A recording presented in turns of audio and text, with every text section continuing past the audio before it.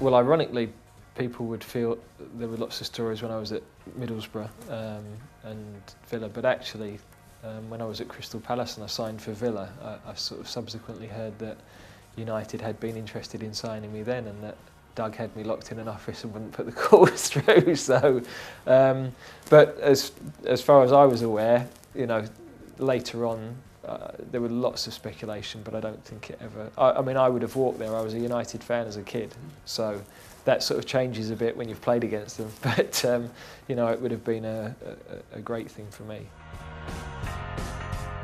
It was actually Ron Nodes who told me, and then I met Martin Edwards a few years later, who sort of confirmed the story. But look, you know, what's meant to be in life is meant to be, and I had 6 fantastic years at Villa. You know, we won a trophy. We were in Europe. What did I miss out on? 10 Premier League and 2 European Cups. It's not, you know, it's not all about that.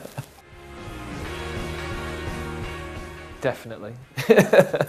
You needn't look any further because, you know, I mean, a fantastic player. I have to say somebody that everybody that played with him loved, because he was a generous person, very warm person, would do anything for anybody. And sadly that was abused by some people. There was a game during Euro '96, it might have been when we played Scotland, where he loved fishing.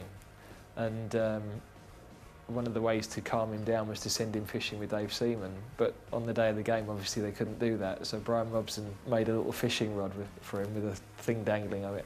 And he was sat on the big bath at Wembley just pretending to fish, you know. And they were the sort of bizarre things that would go on. I don't know really. I mean, my favourite actor is Jack Nicholson. I